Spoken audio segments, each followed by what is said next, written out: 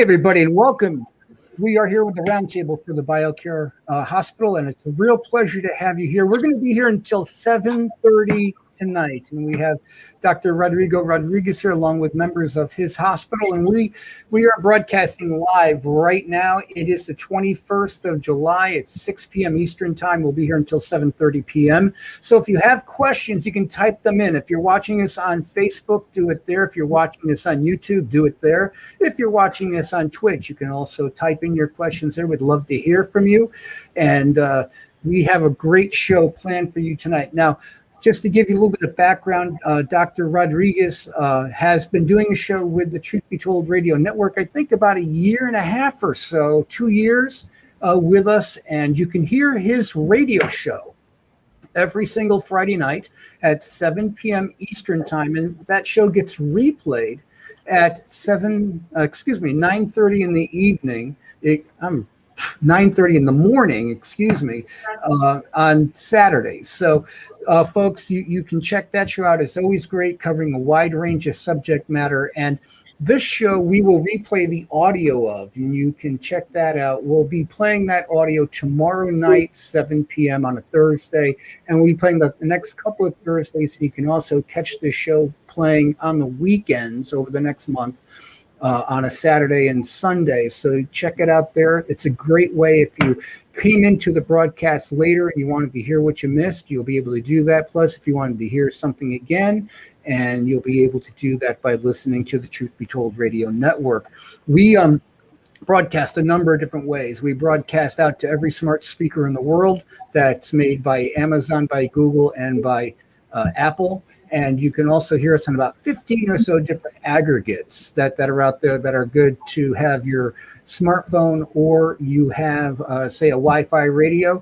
Go to the internet-only section, go to the T, says Truth Be Told Radio Network, and you'll be able to find us there. Now, you can also find us on the MyTuner software, and there's a number of different ways. We also have software that you can download for the Android phone, and tune into us 24 hours a day. Dr. Rodriguez, it's really great to have you here. Really good to see you. Why don't you introduce yourself? Tell us a little bit about what the BioCare Hospital is, how it got its start, and then if you could please introduce to us the fine doctors that you have here joining us on the program tonight. Sure, it'll be my pleasure. First of all, thank you for putting all this show together. I know you're very good with these gadgets. I'm not, so I hope that everything goes well. And also to tell everybody in the audience that I'm very happy to be with you, that we have been doing this, as you said, over a year's time. We have over 100 hours of programs in which we discuss things that are very important to you. We talk about health, we talk about health maintenance, we talk about disease and disease management, and what you can do and what you should do in order to, number one, keep your health, and number two, if you happen to fall prey to any disease, be able to handle it in a more, I would say, in a smarter way, in a more complex way, more comprehensive, in order to help from every angle. And that's exactly what we do. I'm medical director of BioCare Hospital and Wellness Center, and we have been here since 1985. So, as a good friend of mine said, well, that means we must be doing something that's long-lasting, and we're very proud of that. Every physician that has been with us, actually every member of the staff has been with us for a long time. We're very proud of that because we have a team of people that love what we're doing. What is what BioCare Hospital and Wellness Center is? Well, we were originally, I'm talking about 1976, 1977, a group of people that was not happy with the way medicine was doing, medical care had been doing. So we wanted to do something different. We wanted to do something more. There is one point in the history of modern medicine when we all got very excited because when antibiotics came about, we thought we could find a drug for every disease. And that was very, of course, was a dream come true. We had diseases that we had a lot of people dying of, diseases, several diseases that we didn't know what to do with, like tuberculosis, which was the big killer in the 19th century. And all of a sudden, we found a substance that you take and it would disappear. Yeah. Penicillin, when penicillin came around, we had a lot of people dying in the field, particularly in the First World War, when a lot of people were dying because of gangrene. Yes. And when the Second World War came about, we had the same problem. Now, when antibiotics, when penicillin came about, we thought, gee, now I can just give a shot of something or take a pill of something and the disease will be gone. And we jumped to the easy conclusion that from then on, the name of the game was to find a drug to treat each and every disease. Got it. And results were good, no question about it. All of a sudden, we saw a lot of deadly diseases going away, childhood diseases, and all sorts of infections, which is for what antibiotics are good. And of course, we were living longer and longer. But in that process, we forgot a very important point, a very important subject of the whole disease problem. The sick person. We forgot about the host of the disease. Then we thought, no matter what happens, no matter what disease you have, you go to the doctor and the doctor will be able to give you a pill or a shot that's going to cure you. That was the whole idea. And as time progressed, we saw more and more that that was not the truth. That unfortunately, we were seeing a lot of diseases that used to affect older people. When I was in medical school, a cancer patient was an older person, was in their 80s and so forth. And heart disease started to become rampant. You have to remember something that people probably don't know. Heart disease was virtually unknown in the United States up to the 1920s. It was virtually unknown. And then all of a sudden we started seeing heart disease and heart disease and heart disease, and it was becoming worse and worse and worse. And today is the number one killer. Heart and vascular disease are the number one killers in America and in many places of the world. So all of a sudden we saw that this magic pill, that this magic bullet did not actually exist. That we had to deal with a lot of diseases for which we didn't have a full answer.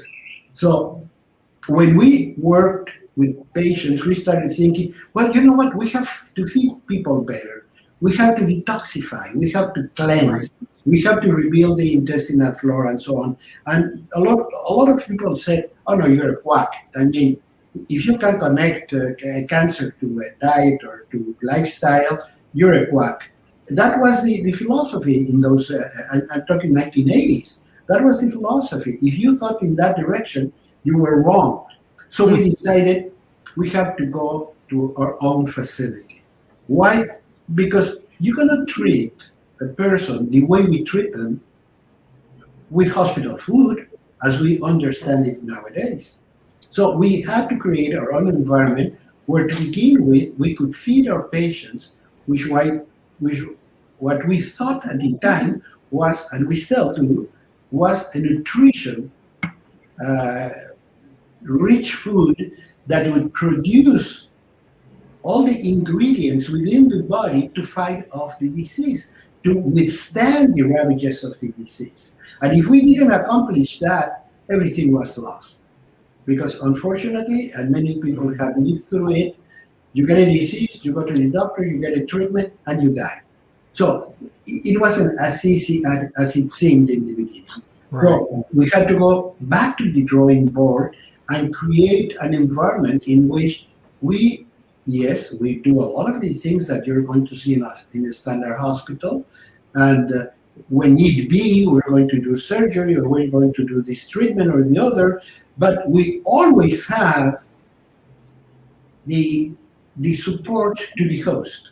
We always think that the way we deal with the patient is the way the patient is going to perform, and ultimately, it's what's going to decide if you went through the disease in a good way or if you fell prey to the disease. And in today's environment, I was talking about diseases that used to be in older people. We see them in younger and younger individuals. Yeah. Chronic degenerative diseases are rampant: diabetes, cancer, high blood pressure, uh, Alzheimer's. Alzheimer's, when I was in medical school, was a medical curiosity. I Yeah. remember that one of the ways you could tease a friend at medical school was to say, hey, you know what's Alzheimer's? Or who's Alzheimer's? And people would, of course, have a problem to answer because they didn't know what it was. It was a medical curiosity. It was very rare. Today is the sixth cause of death in the United States and the first cause of neurological disability. Yeah. So Now, all of things have changed. now, Dr. Rodriguez, do me a favor, and if you could please introduce the people that we have here from your facility and let people know a little bit about them. I will be very proud of it. I have, and I'm very proud of very good medical staff that we have. We all concur in a lot of the philosophies that I'm talking about. And let me begin with Dr. Javier Vasquez. He is a medical doctor. He has working with us for, I even don't remember, if you can tell me how many years, Javier? Yes, How many years have you been with us? I'm working here at the hospital since 1990. It's more than 30 years. 41 years. That's amazing. Okay, so for a long time. And he's been in charge of many programs. He has actually developed many protocols for subclinical infections like Epstein-Barr, like Lyme disease, like all these things. And he's treated a lot of patients, for example, with prostatic cancer. And he has a great following among a lot of with his patients. I mean, when they call, they ask if he's in-house for whatever day because they want to be in contact with him and they want to discuss things personally with him. Then we have Dr. Merva Romero. Merva Romero is one of our best physicians, and I say it many times. If I had cancer, she'd be my doctor because I have seen what she can do with cancer patients. I see how she handles them. She's very caring. She's very careful. She's very knowledgeable. And let me make a small parenthesis. In this business, you have to have two qualities. You have to have a heart and you have to have a brain. If you don't have the heart, if you don't have the compassion for people, you're not good for this job. But at the same time, you have to have the brain. You have to have the knowledge. You have to have the skills. And I think Dr. Romero puts this perfectly in perspective with a lot of personal feeling for her patients and a lot of knowledge that has helped many people to go through. Same thing. People call in advance to make sure Dr. Romero will be there for them, or they call and we're always open. By the way, we're always open for people to call, to email, to ask questions.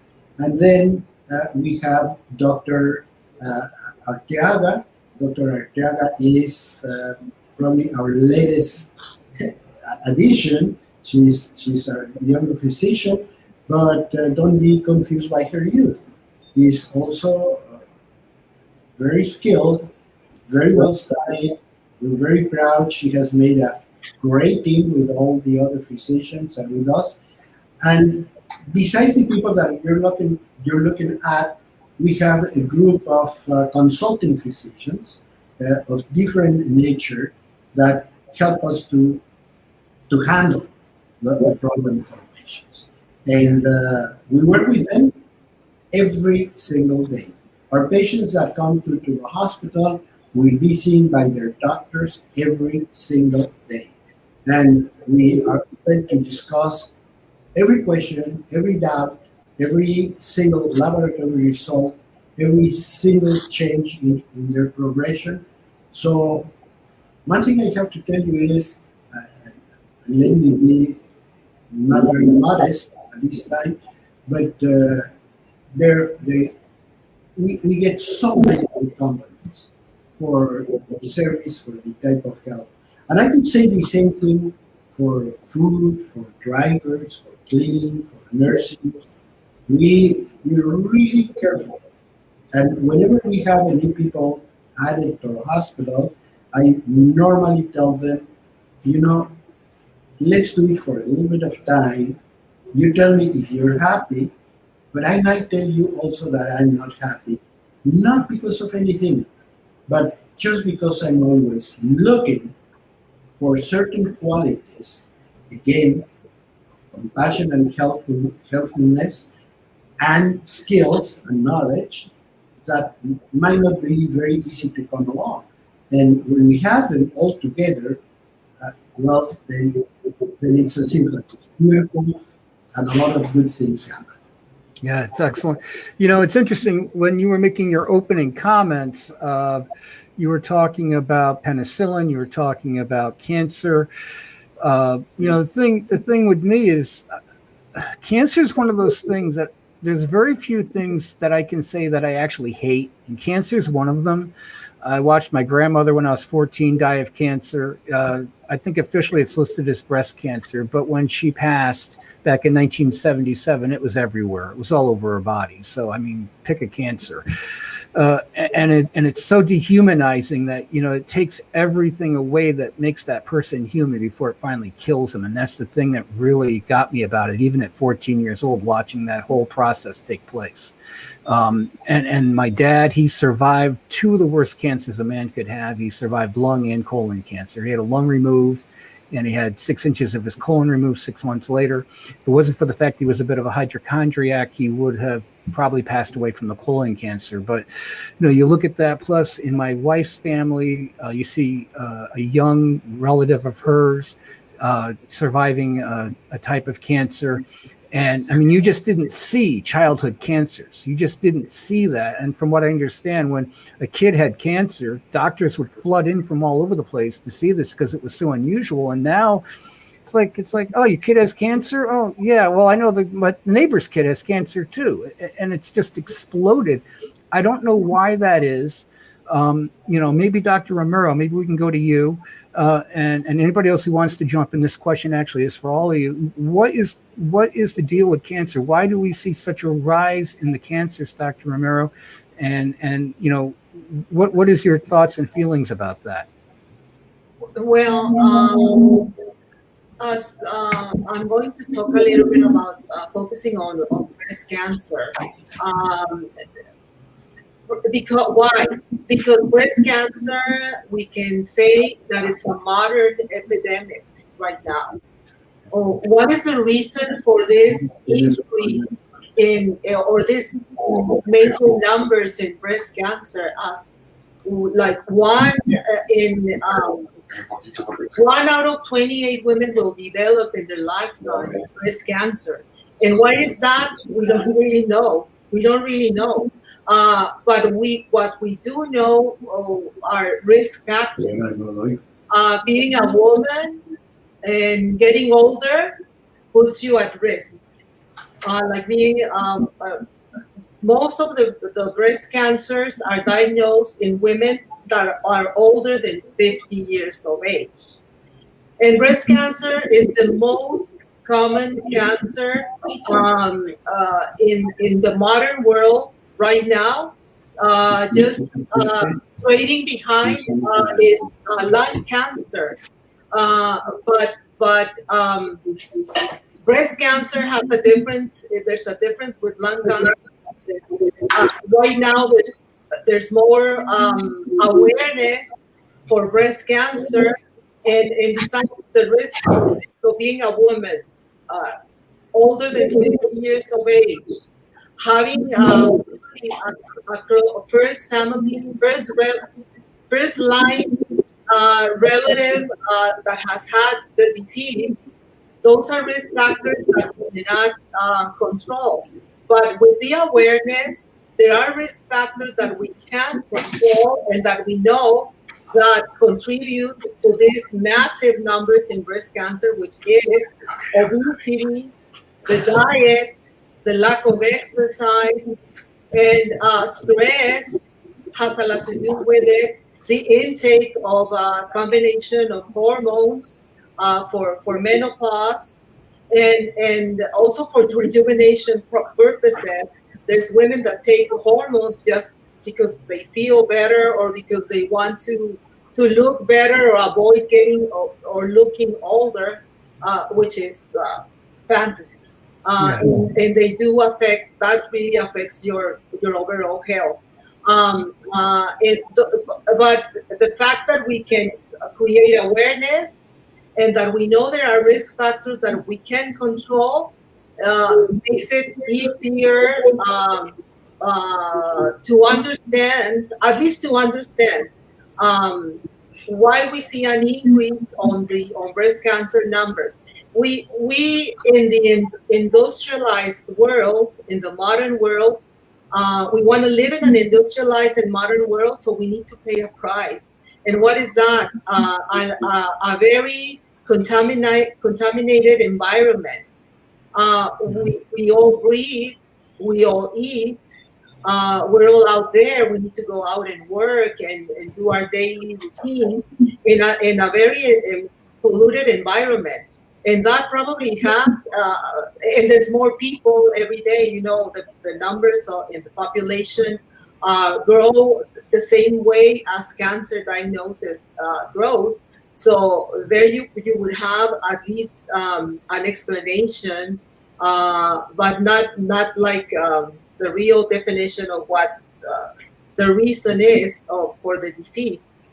But getting older, being a woman, and because, you know, 99% of women are the patients with breast cancer, but there's 1% in the population of men that can also get breast cancer, and that is also a surprise diagnosis right now. And the treatment is very, very similar. So, I think in this program, in this radio show that you have, we create awareness of the disease, because early detection of the cancer makes a difference. But more than early detection is to control the risk factors that we know are in our hands, like our activity, physical activity, diet, and what we eat, the quality of what we eat, and watching our body weight, our body fat, doing at least some blood workup at least once a year to see where our body fat is, like cholesterol, triglycerides, liver and kidney function tests, inflammation levels. Those are very, very important, especially as we get older. You know, we are constantly producing inflammatory products. And if we don't eliminate those products, if they stay in our system, they will create cellular damage. And with a polluted environment, we're more so. We need to watch those inflammatory levels. And if we want to keep them at the lowest level, well, let's be careful with what we eat. Let's be more active and create this awareness. And in children, well, obviously they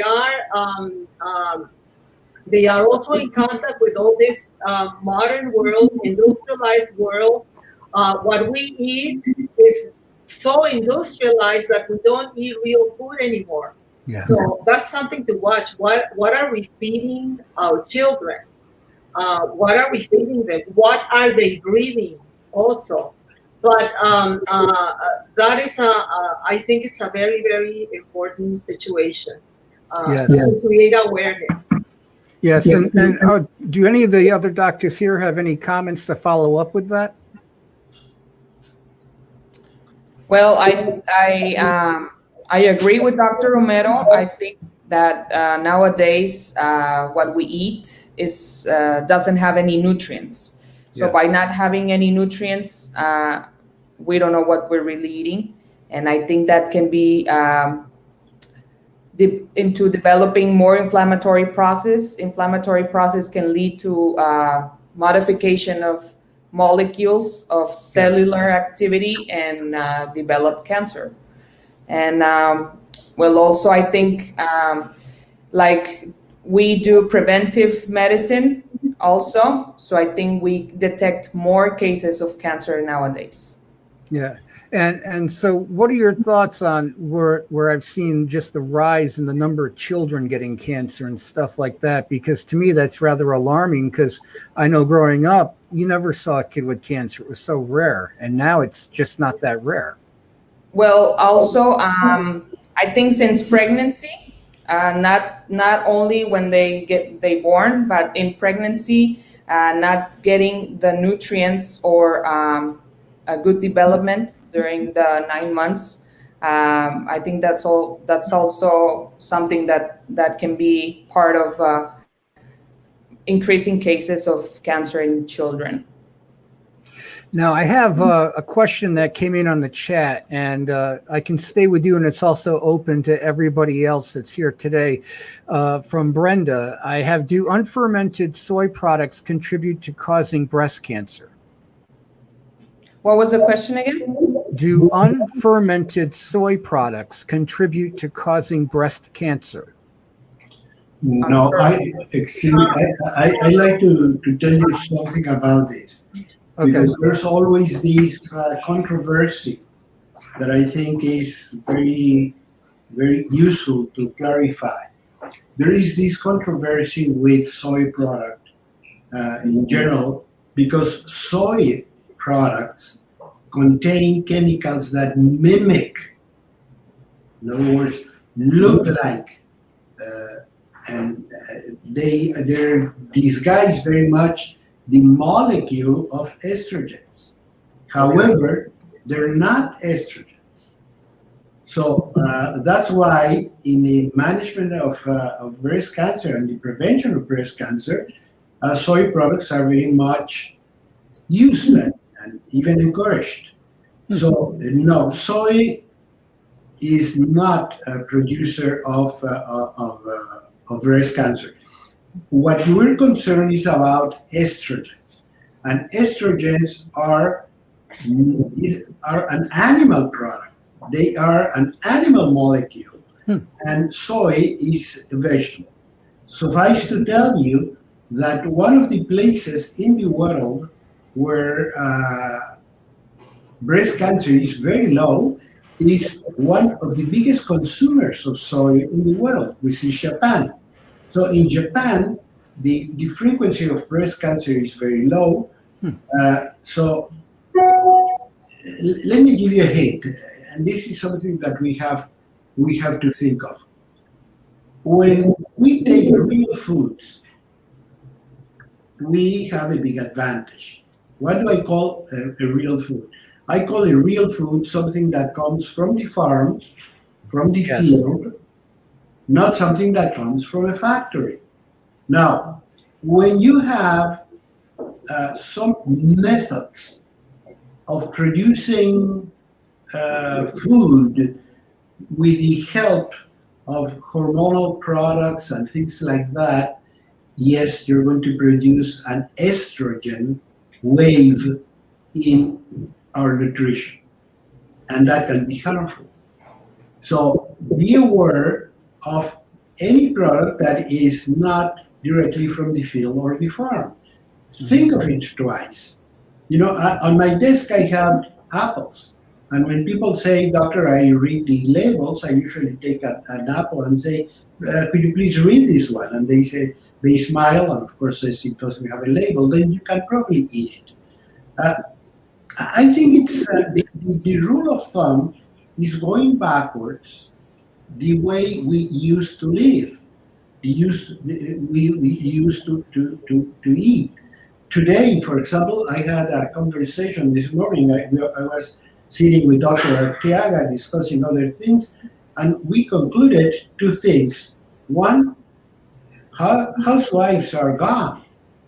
Mhm. When I was in school, and probably you too, Kevin, I never had any question in my mind that I was coming home to a good meal.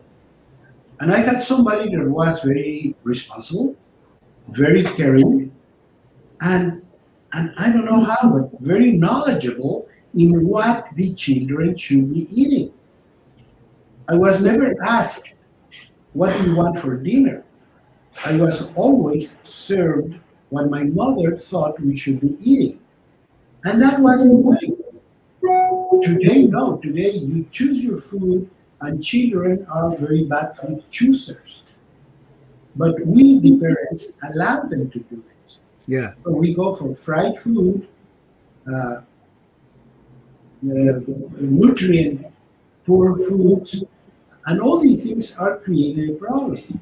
And going back to the cancer in younger people, let me tell you that cancer is the second cause of death of adolescents in the United States just after car accidents. That is worrisome. That is Wow. very worrisome and occurs not only with cancer, but with heart disease and with other genetic diseases, diabetes.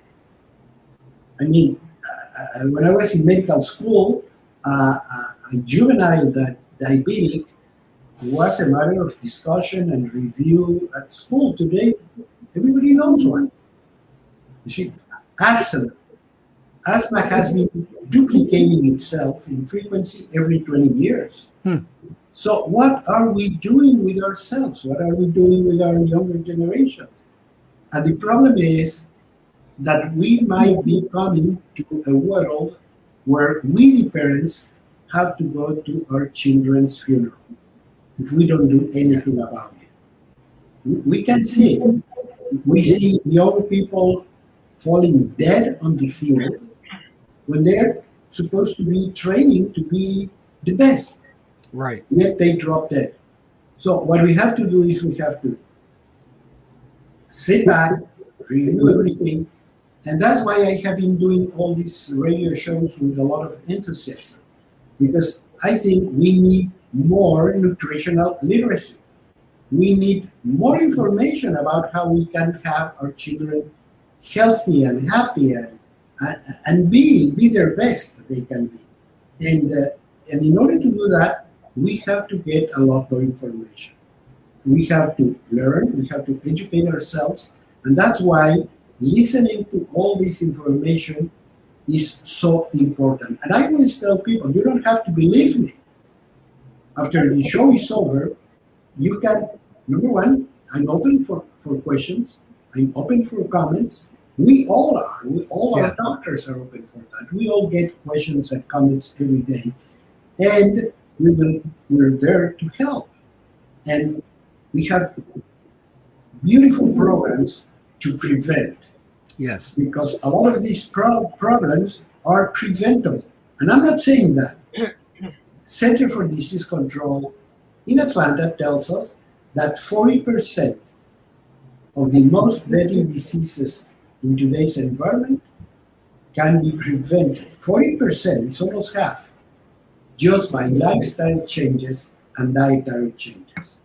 So let's get at it. Yeah.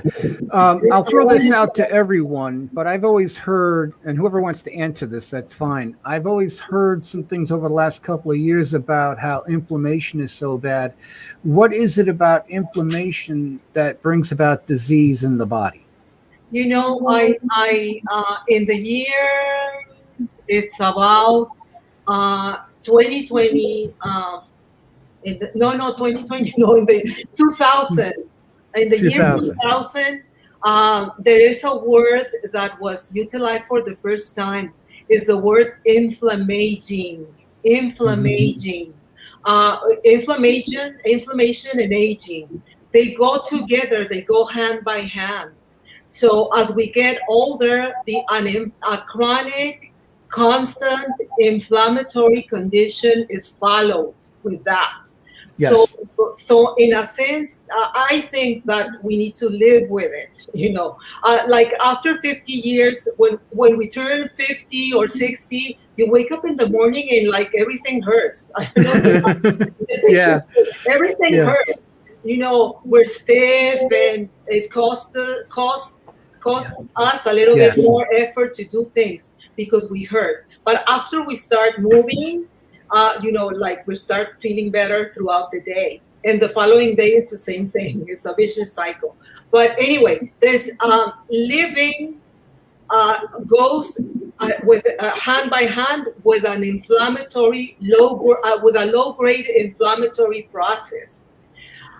If we contribute even more to that natural inflammation, let's say it like that, with very bad quality eating, not moving, not exercising, we will end up with a major disease. The worst of them, it could be cancer, but cardiovascular disease is also a terrible disease. That's the #1 killer in the world.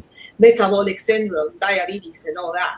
So, but I was going to trying to mention this in the regarding the cancer and the soy that they're worried about soy. Soy is actually a very nourishing product because it's rich in what we call sterols, plant sterols. And plant sterols, in that family, there's phytoestrogen. That is plant estrogen, which is a very, very weak estrogen. It doesn't reach our receptors, but it can actually help to control menopausic syndrome in the long term. But it's a very weak estrogen, not strong enough to cause cancer. But let me tell you this. Something that does cause cancer is something called it's a Frankenstein molecule, synthetic growth hormone. And synthetic estrogen and progesterone, those types of hormones are injected into animals and are fed to animals, and they don't detoxify, they don't lose their potency. We go and eat beef or chicken or drink the milk high in growth hormone and in estrogen, progesterone, you name it, you name the hormone. It also acts in our body. It doesn't die or go away when the animal dies. We eat it, and then it works on us as well. That those animals were fed, we eat them, and they act in our systems. And that could be something there. We're feeding children contaminated milk with all these products that are supposedly healthy. And I don't know if you've noticed, but I have noticed that children nowadays, like wow, he's 5 years old and is tall like a 12-year-old. Growing like, giants. So, and why is that? Because we're feeding them these growth hormones, not only in milk, but mainly in milk, but also in beef, in chicken. So we're eating hormones. We're eating all these monster byproducts just with the idea. They try to sell us the idea that because we're a lot of people that need to be fed, and they need to produce more, so we inject them with more. So what happens? We are creating obese children and then obese adults that end up being diabetic, chronically inflamed, and developing all these high percentages of different types of cancers and new cancers. So we really are what we eat.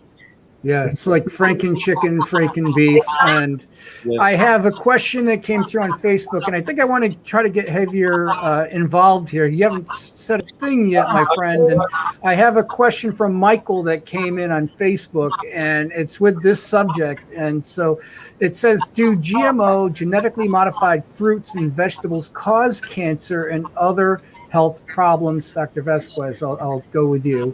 What is your reaction to that question, sir? First of all, let me tell you that my experience here at the hospital, I witnessed about the wonders that natural medicine can do. Yes. The ability of the body to repair itself is unremarkable. The only thing that we need to put is the right food, the raw materials, so we can start the repairing process. Dr. Romero mentioned about inflammatory process, and definitely Yes. this is what is one of the most detrimental factors in causing cellular degeneration. So the only thing that we need to put in the body is good food and avoid the junk food. So answering the question about the synthetic foods, I don't think they have the natural values of the raw foods. So my recommendation is to stay on a healthy organic diet so we can put the raw elements to repair our bodies. Yeah, and so what we do at our own home is we try to avoid anything that's GMO. We try to avoid anything that's synthetic. We do the best that we can. We've been lucky to be able to get eggs coming right from a family that has chickens and pheasants, and so we know where that food is coming from. We know where those eggs are coming from. We know exactly, that it hasn't been sprayed with a chemical. And the thing is, I had a friend of mine. He would say, think about this, and he hold up an apple, and then he said, take a can of Raid, which is a bug killer, and sprayed this perfectly nice, beautiful apple, and he says, now would you eat this apple? And he said, and what if I take a cloth and I wipe the apple off and I make it look really nice and shiny, and would you still eat that apple? And the answer is no, I'm not going to eat that. It's got Raid all over it. And this is what's going into our bodies. And I forget who said it earlier, but the chickens, the other animals like the cattle and such, they're fed all these different things, the growth hormones, and then you are what you eat. You're putting that in, and that's going into your body, your metabolism, and now it's becoming part of you. So who knows what that's doing to the human body. I had come across something where they did something genetically, I think it was the corn, to where the bugs that would go in and naturally they'd be trying to eat the corn, it would make their stomachs explode and kill these little bugs, the way that they did the GMO on it. And so I'm thinking, if it's going to make the stomachs of these insects explode, is that really a good idea for me to eat? I just, something about that just didn't connect. So I just wanted to get a follow-up on your thoughts and then get the thoughts of some of the other doctors here on the panel. Well, definitely, I feel that processed foods or foods that are potentially exposed to chemicals are not good things. Definitely, I feel that organic food, beef or meats, any kind that are not treated or treated with hormones, definitely they represent the less risk to develop disease. And the same for processed foods like in cans or something like that, because eventually will harm your body. Yeah, absolutely. And Dr. Ortega, what are your thoughts on this subject? Well, I think also the same, right? This GMO food that probably you're inheriting doesn't have the nutrients that you need for your body, and of course, it has DNA modified, so it can kill another living. Yes. So I think we should stick with or try to stick with the most healthy food that we can find. And well, obviously, try to do our best in that way. Try to pick fruit that like strawberries. They grow on April. So okay, buy strawberries on April. Now we have strawberries all the year. We have all the fruits all the year. So just stick with the fruits that are by the season. time they grow naturally. Yeah, it's interesting. Just I'll stay with you for a second. I just wanted to let people know we are live here until 7:30 p.m. Eastern time. And if you have a question, you're watching over Facebook, you're watching over YouTube or Twitch, we are taking your questions. And I've had a couple of people already get questions in. We'd love to hear from you.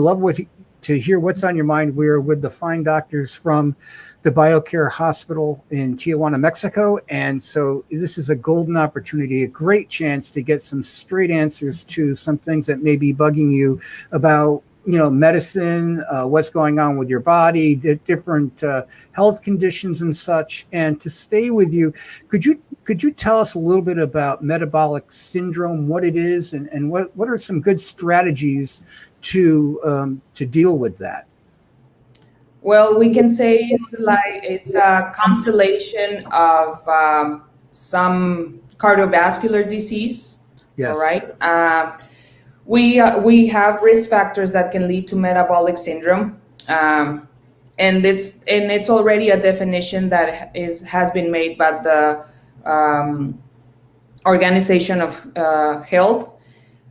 So we can say that if you have resistance to insulin, that means blood glucose that is getting high, more than 100 milligrams. Also, abdominal obesity or apple-shaped body. And if you're into cholesterol treatment or high cholesterol or triglycerides or into treatment of triglycerides, then if you reunite two of these criteria, then we can say you're into a metabolic syndrome. Got it. We've been talking about since the beginning how to prevent or probably how to do something to change this. And the most important thing is try to eat healthy, try to choose what to eat in order to revert this process. Also, we've seen that if you do regularly exercise, if you try to have a physical activity, that can also be helpful to decrease these risk factors.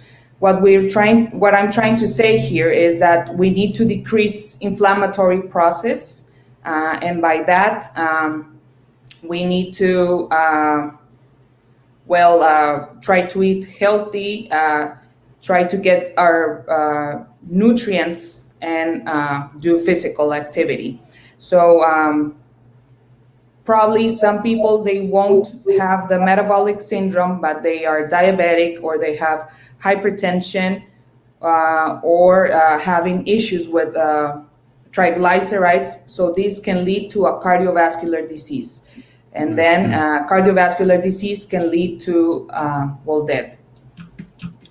Now, is that something that you find is rising? Is it becoming more common than it has been in past decades? And if so, why? Well, yeah, it has been more common. One of the things that I was early talking to Dr. Rodriguez was also about something similar. And also Romero, I think Dr. Romero, she made a point recently. Our lifestyle. We need to go out and work. We are more full of activities. We're under a lot of more stress factors. So that can lead to a more sedentary life, less physical activity, less movement. And then that can be added up with genetic factors. So Hispanics can have a genetic for developing diabetes. For example, Asian patients can have more abdominal obesity. But then if we, combine those factors, we increase the possibility of having metabolic syndrome. Wow. That's interesting. What other comments or thoughts do the other doctors have on this subject? Well, I have, there's something interesting that happened around the 1970s. The 1970s were marked by a very important. Well, if you were a major, if you had a food industry of some type, of some sort, The Japanese happened to come up with a molecule that would substitute sugar, Wow. cane sugar, which is called high fructose corn syrup. Yes. That immediately it was cheap. It was cheap, and it was palatable. It made cookies and bread and whatever, you name it, taste better, give it a longer shelf life. And that made millions and millions for a lot of people, or for not many people, but Yeah. And I think it was major like industry. 100 times something For sweeter the than major sugar, right? industry. So, Yeah. and it also happens to be extremely addictive. Yes. It's sugar taken to the higher level. That is a Frankenstein molecule. Yeah. Also. And what does it do? It creates something called, talking about metabolic syndrome, fatty liver.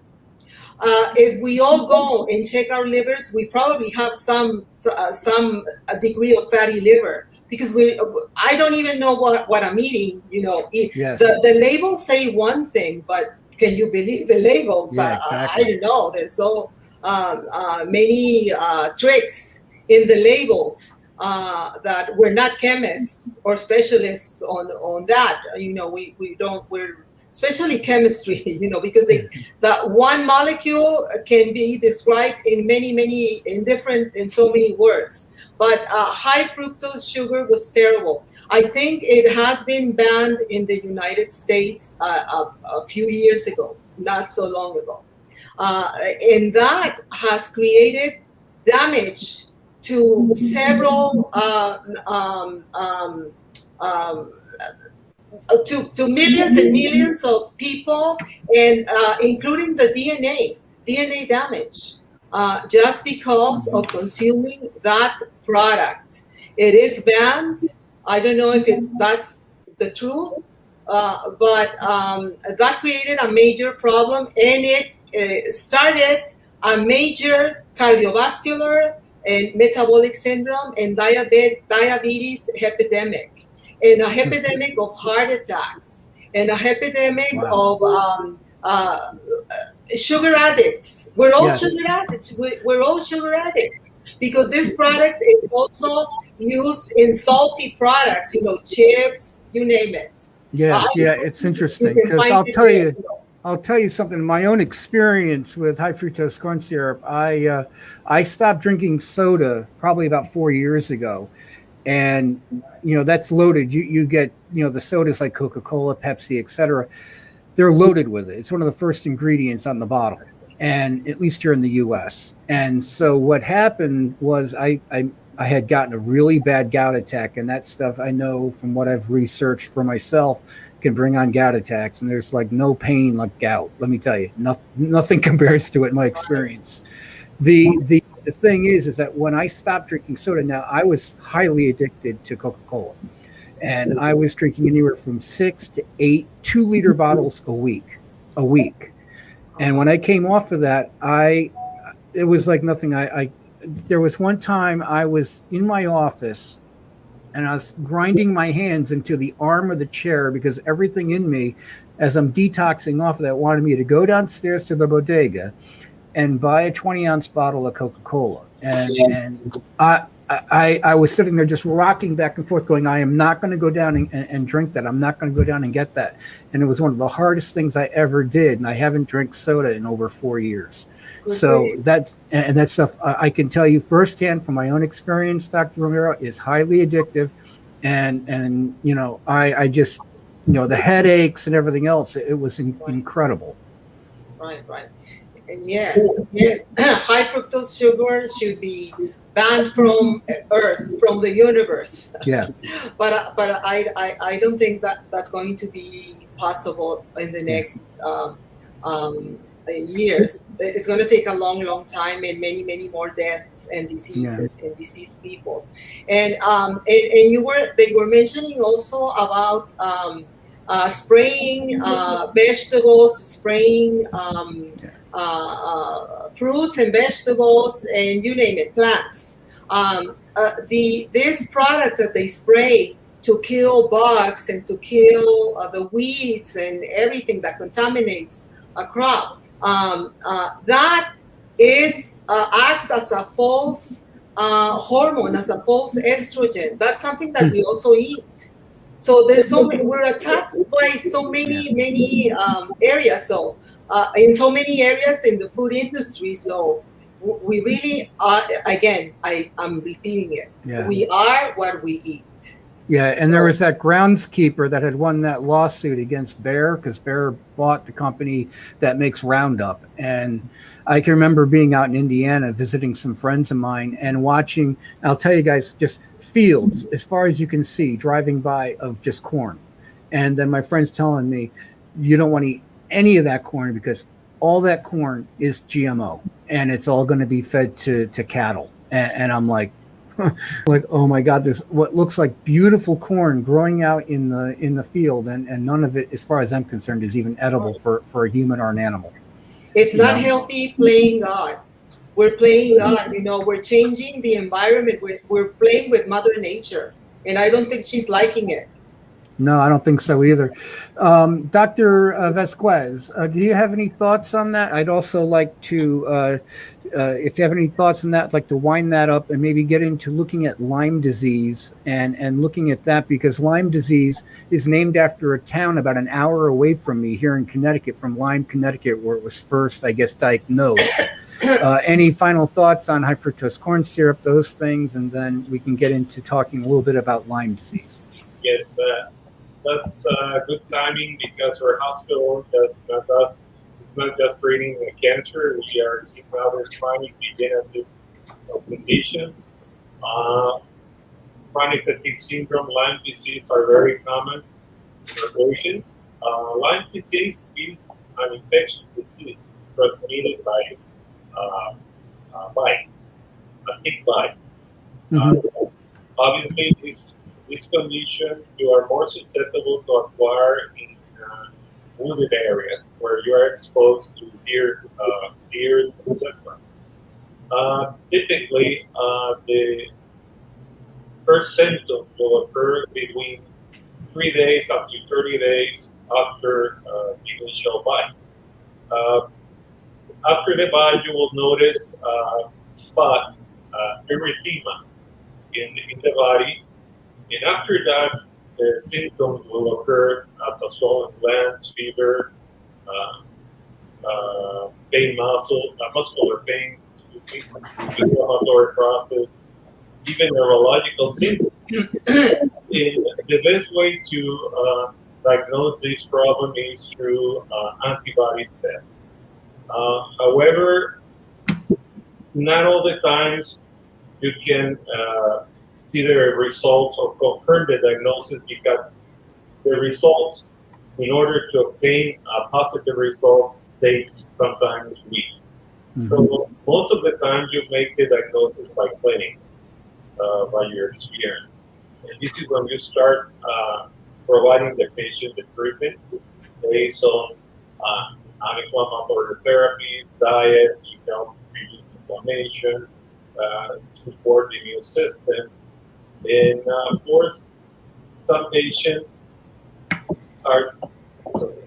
defer one to the other one. Some patients will require more advanced therapies, like antibiotic therapies. Other patients will require eventually whole body hyperthermia, which is one of the therapies that we're using here for more respiratory cases of Lyme condition. So it's more or less the overview of the disease and my experience with this disease.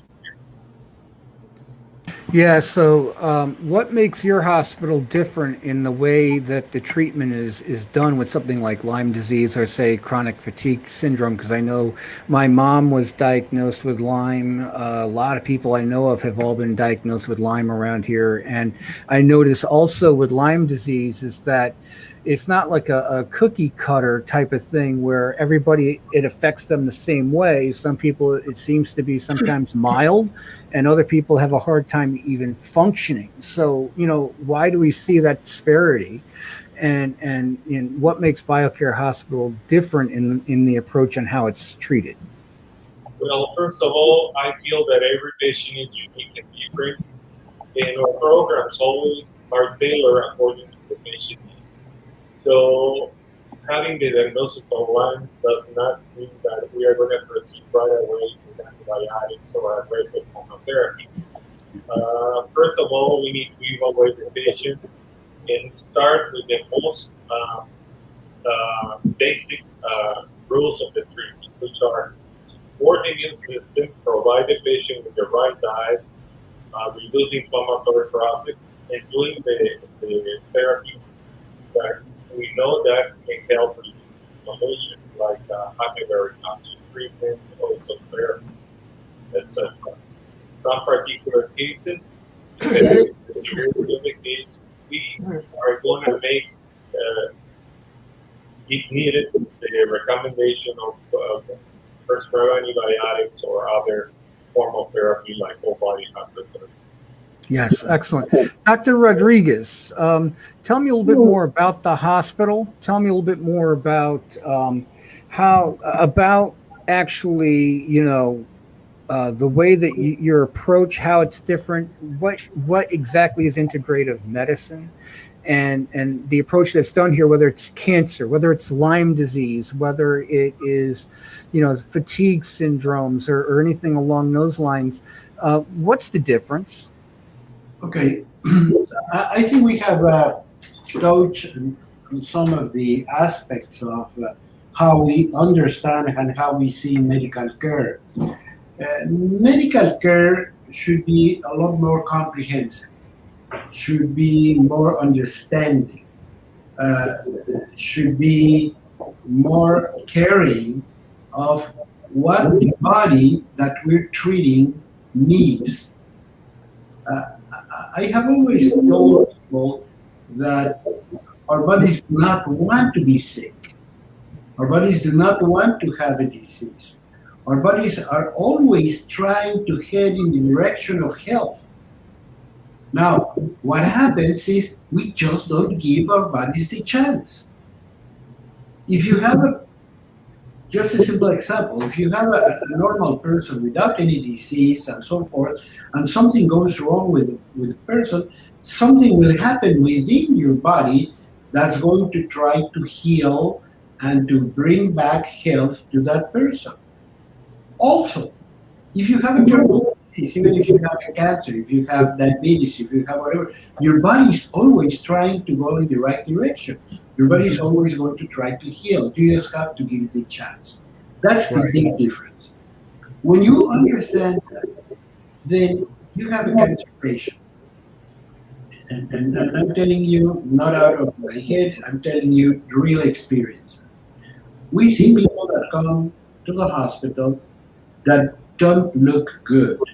They come in an ambulance. They come in a wheelchair. They come in a stretcher. They're not feeling good. They don't want to eat. They don't want to do anything. They're kind of given up. And when you see all these people, you say, okay, let's begin with the beginning. What is the beginning? And I can tell you that I have seen many people coming from very good hospitals that are dehydrated.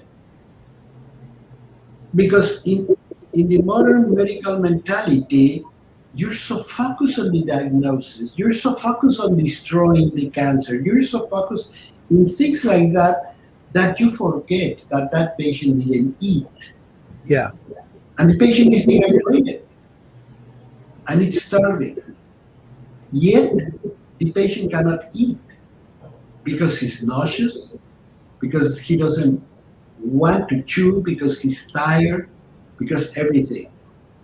In many cases, we have gotten our patients into the room, and one thing that I feel is one huge advantage of modern medicine is the possibility of feeding people intravenously. So if you walk around our hospital, you see a lot of people with a post with an IV drip going in. And that's going to have a lot of the things that that patient is missing. First and foremost, hydration. Second, minerals, vitamins, nutrients, calories, food.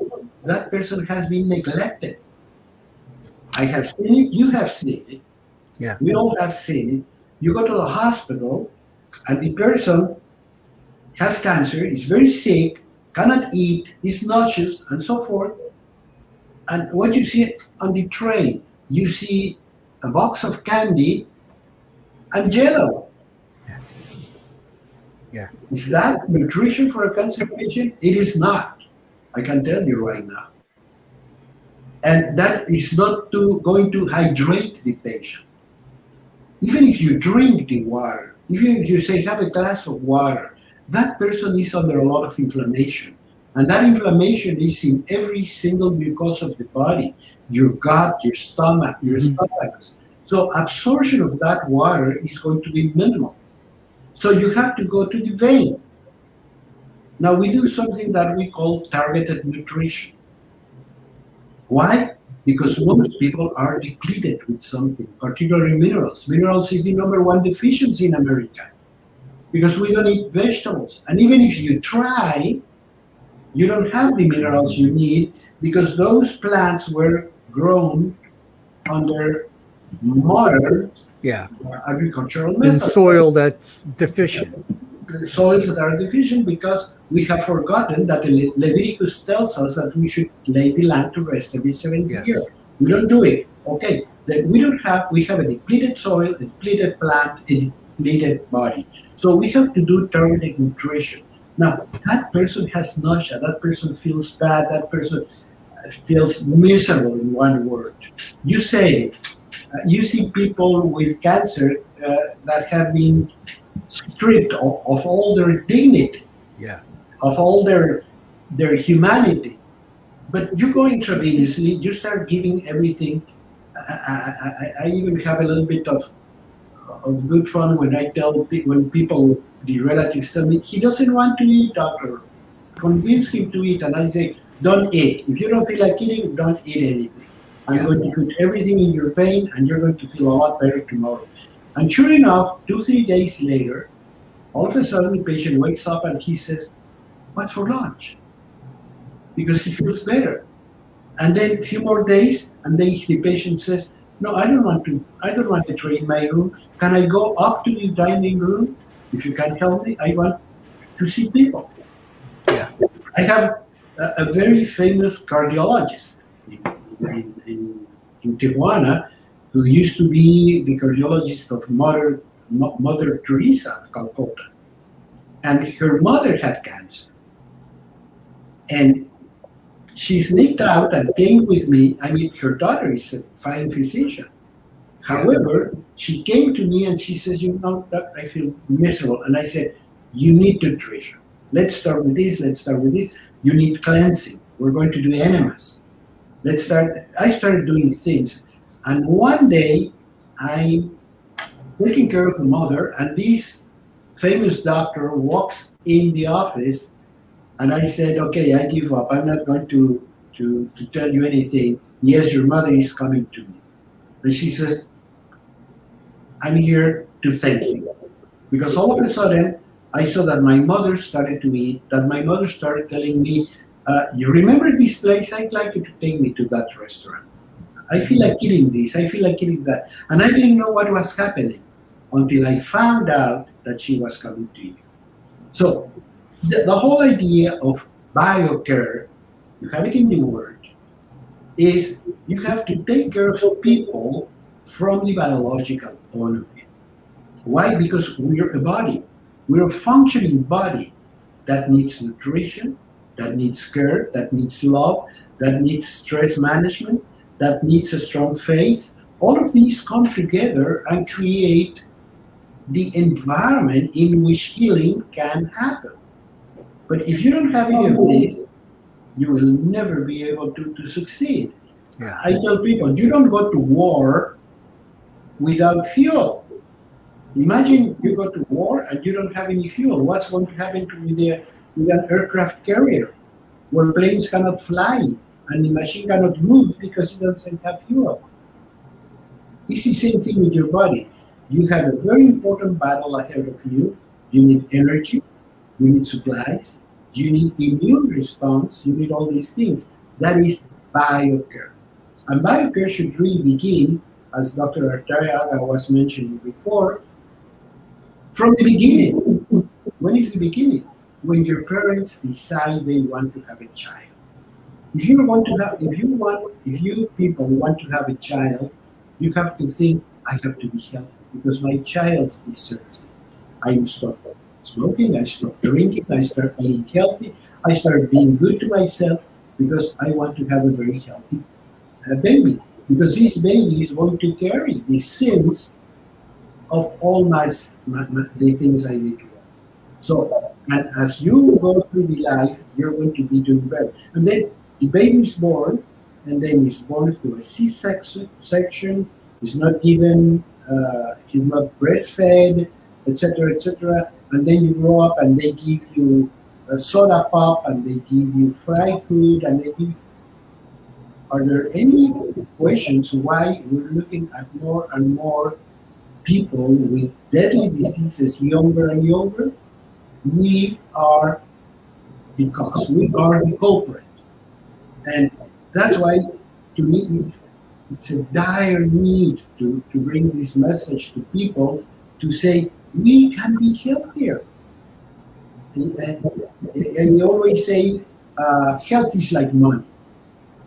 You save for the future. Oh, save your health. Okay. If you stop smoking, if you stop drinking, if you start exercising, if you eat better and you eat locally, because we're talking about the tremendous overload of chemicals in the food supply. Well, don't buy food from a company. Buy food from your neighbor. Go to farmers market and see what your neighbors are producing. That's a good start. And then you start feeding your family and your children in a much better way, and you're going to see them thrive. And Dr. Rodriguez, just want to point out here that we have, in the last couple of days, I've put up about 12 short videos that were done by you. And those you can find, folks, on our YouTube page. If you just go to YouTube and you do a search for Truth Be Told Radio Network, you'll get to our YouTube page. And the thing is, it's backwards here. As you see the logo right there in the corner, look for that logo. You'll know it's us. And there's a bunch of videos up there that talk about the facility. And so the one thing that jumped out at me, Dr. Rodriguez, and for the rest of the doctors here, is that your kitchen is like 5 times bigger than your pharmacy, which is like, wow, I've never heard of that before. And your focus on the diet and everything, you are what you eat, and some of those things. I mean, that's what I found very fascinating. And folks, you can go there and look at it. You can go to our Facebook page, which is, facebook.com, /the initials of the network, which is TBTRN and the number 7. And you can go and just slide right through the Facebook page, and you'll see all those videos. They're up, and you can view them, and they're all short. They're like under 7-8 minutes each. And they give you a really good idea of what's going on at this hospital. And folks, this is something that you really need to know. It's your life, it's your health. And I know that since they're just over the border in Tijuana, there's things that this hospital can do that we just can't do here in the United States. So I don't know which doctor would like to, I'll throw this out to any of you, but let's talk about stem cell therapy. Who would like to talk about that a little bit, and how that's done and why it's so beneficial? Well, stem cell therapy is one of the therapies that we use for most years for prepare and prevent for chronic degenerative diseases. Stem cell therapy can be obtained from resources peripheral blood, from bone marrow, and from energy. Stem cell therapy will require ammonia preparation and a patient. After evaluating the patient, see the levels of inflammation, see the deficits that the patient has that we can replace. That, as Dr. Rodriguez says, intravenous vitamins, minerals, doing therapies to reduce inflammation, antienzymes, treatment. This is with the purpose of promote that the patient body will release into the bloodstream high-quality stem cells. After 10 or 12 days of therapy, we're going to be able to collect or harvest the stem cells from the patient body. And after a process of in the lab of separation stem cells from other cells, patient, etc., we can have good quality stem cells that we can use in the patient body. Typically, stem cells can be used in patients suffering from chronic degenerative diseases like diabetes, arthritis, multiple sclerosis, Parkinson's disease, and many others. And Dr. Javier, can you just speak up just a little bit so we can hear you just a little bit better, please? Yes, I said that stem cell therapy can be used in diverse forms of chronic degenerative diseases. The most common that we're seeing here are diabetes, cardiovascular disease, patients with sequels of strokes, MS, multiple sclerosis, Parkinson's disease, arthritis, even autoimmune conditions such as lupus, which are very common here in our patients. Excellent. And any other doctors want to make a quick comment about that? Okay.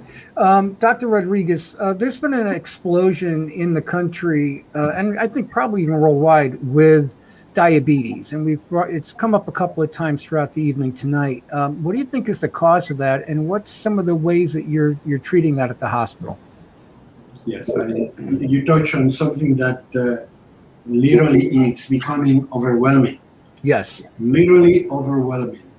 Because we're looking at more and more people with diabetes, and we're looking at more and more young people with diabetes, which is even worse. We are doing so many things. It's so hard to even begin to explain that I really urge anyone that's listening to us tonight to please go to Truth Be Told Radio Network and look for other programs, look for information. Yeah. And you can go to the website, you can go to many places to get more and more information. I mean, don't take it from me. You have to see the environment to believe it. I mean, co-workers, people at the church, people in school, you see all these things happening. You say, it's like with an epidemic, you say when it's going to hit me or when it's going to hit my children. We have done so many things with our lifestyles in terms of food, in terms of exercise, in terms of stress. We take stress very lightly. We think it's just a word. I am very stressed. But remember that stress is a biological response. Yes. That's telling the body that something is happening. It's an emergency. So the body responds with hormones. And those hormones, the two hormones that we use the most are adrenaline and steroids. Both of them are connected to glucose, to sugar in the blood. Because when we're under any sort of threat, we immediately pour sugars into the blood. So if we have to run, if we have to flee, we have the energy to do it. But there's nothing. We're just mad because the traffic doesn't move. We're just mad because of something, not really substantial is happening. And we have become more and more receptive to these stressful situations. And then this is affecting us. And then we were talking about fructose. If you take only one soda pop a day, not a big one, just a regular one, it's the equivalent of eating 50 pounds of sugar every year. 50 pounds, just figure out the bags of sugar, 50 pounds. Well, that's what you're eating every year just by having one soda a day. In today's environment, we have many children that eat more sugar in a year than their body weight. Wow. See, all those those numbers are overwhelming to me. You say, I cannot believe this is happening, yet it's true. Because we in many ways we're neglecting to take care of our children. So we see more and more and more and more of these problems. How we handle it at the hospital, of course, we have to go to the core of the problem, which is the way we eat. And there's something that we haven't mentioned that's very much connected with cancer, with Alzheimer's, with inflammation, with everything, which is the health of the intestinal tract.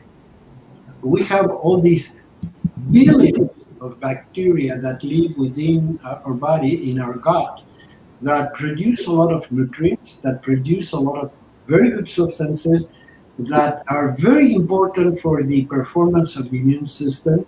People don't realize that the largest immune organ of the body is the gut. Yeah.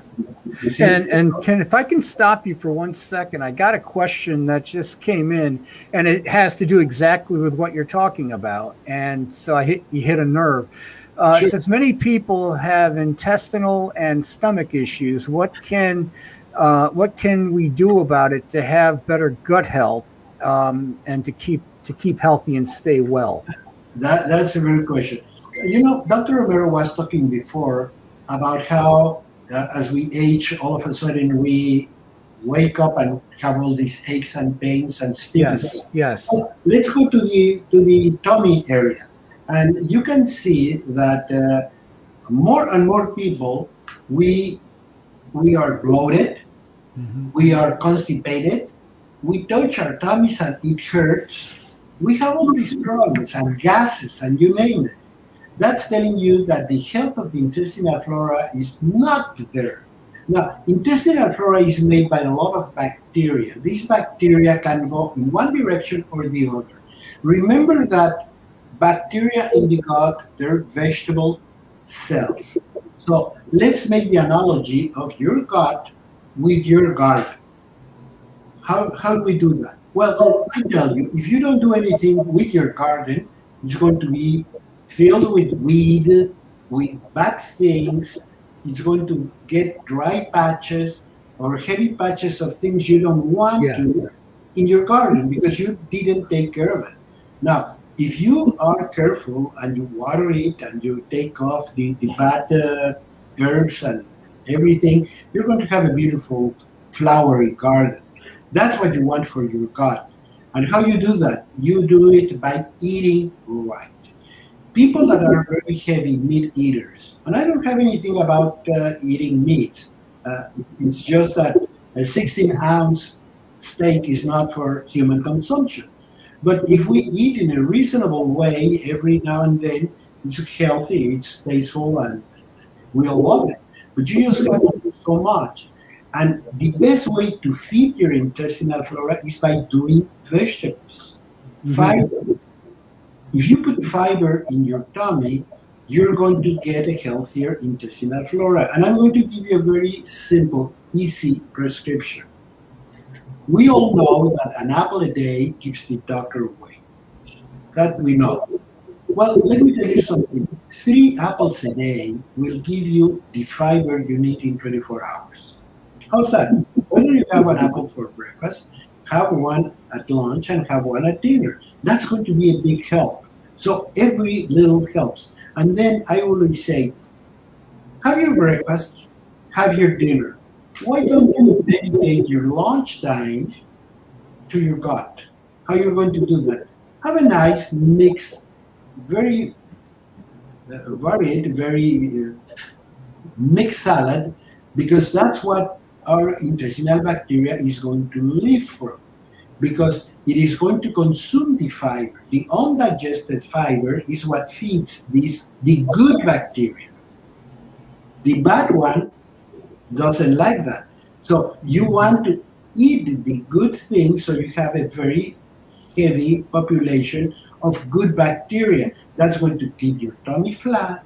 It's going to keep your BMs nice and easy. And it's going to give you a lot of energy, a lot of well-being, a lot of immune function. And I said well-being because our mood, our stamina, our feeling well comes from God. Yes. And what I'm going to do right now is we got a few minutes left. I'm going to start with Dr. Vasquez. Any final thoughts that you want to share with our viewers before we go off the air? Yes, I want to mention or say to our viewers that most of the remedies are in our hands. Yes. The only thing that we need to do is just to eat right and avoid junk food.